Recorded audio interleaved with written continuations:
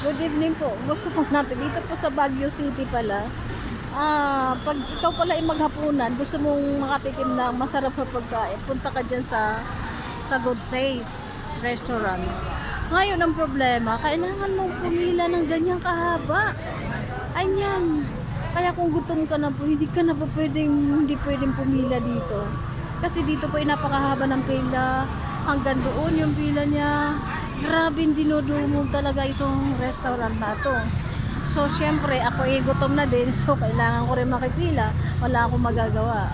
So, ibig sabihin, tiis-tiis kasi isang grupo po kami. So, pinauna na namin. Meron na nakapila dyan. So, sila ngayon siya ang mangunguna doon. So, hindi na kami kailangan pang pumila. So, ibig sabihin, siya na ang namin doon, pinuno. Yan, pinuno.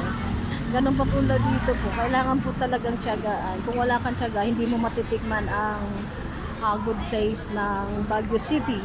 So, yan po.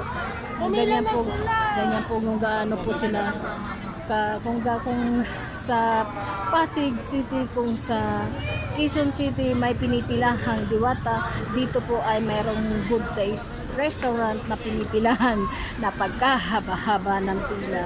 At dito naman po ay sulit po daw pag tayo ay nakapasok dito dahil napakasarap ng pagkain dito po sa Good Taste Restaurant ng Baguio City.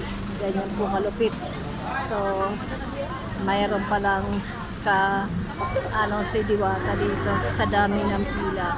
Okay, thank you po sa lahat ng mga nanonood and good night po.